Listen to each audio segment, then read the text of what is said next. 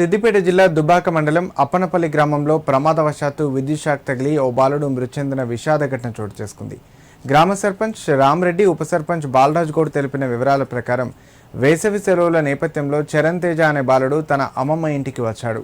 ఆడుకుంటున్న సమయంలో ప్రమాదవశాత్తు విద్యుత్ షాక్ తగలడంతో చరణ్ తేజ అక్కడికక్కడే మృతి చెందాడు. భవిష్యత్తులో ఇలాంటి ప్రమాదాలు పునరావృతం కాకుండా గ్రామంలోని ప్రమాదకర విద్యుత్ స్తంభాలు, ట్రాన్స్ఫార్మర్ల వద్ద హెచ్చరిక బోర్డులు ఏర్పాటు చేయడంతో పాటు వాటి చుట్టూ రక్షణ కంచెలు ఏర్పాటు చేయాలని విద్యుత్ శాఖ అధికారులకు సర్పంచ్, ఉప సర్పంచ్ కోరారు. మృతదేహాన్ని పోస్టుమార్టం నిమిత్తం సిద్దిపేట ప్రభుత్వ ఆసుపత్రికి తరలించారు. కాగా ఈ ఘటనతో అప్పనపల్లి గ్రామంలో విషాద ఛాయలు అలుముకున్నాయి. పొద్దున మల్యాల నుండి మా ఊరి అమ్మగారు, మల్యాల అబ్బాయి అక్కడి నుంచి నిన్న సాయంత్రము ఇంటికి తీసుకొచ్చుకున్నారు వాళ్ళ తాత. పొద్దున ఆడుకుంటూ పోయేసరికి పక్కలో ట్రాన్స్ఫార్మర్ ఉంది.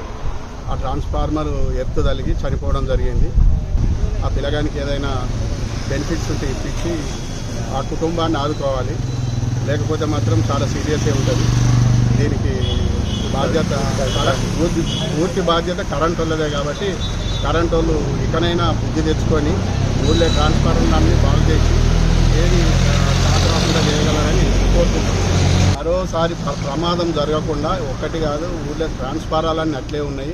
ప్రతిదానికి షార్ట్ వస్తుంది కాబట్టి ఇకనైనా ఇటువంటి ప్రమాదాలు జరగకుండా గట్టి చర్యలు తీసుకోవాలని నేను విజ్ఞప్తి చేస్తున్నాను. సంఘటన మా ఊళ్ళో అప్పనపల్లిలో జరిగింది. పిల్లాడు పాపము చెరువులలో అప్పనపల్లి అమ్మగారు వాళ్ళది అప్పనపల్లికి వచ్చిండు. అనుకోని సంఘటన జరిగింది. ఈ కరెంటు వల్ల డిపార్ట్మెంట్ వల్ల నాకు భారీ నష్టం జరిగింది. ప్రాణం బలైంది. ఈ డిపార్ట్మెంట్ బాధ్యత వహిస్తూ ఆ పిల్లల్ని తల్లిదండ్రులకు న్యాయం చేయాలని కోరుకుంటున్నాను.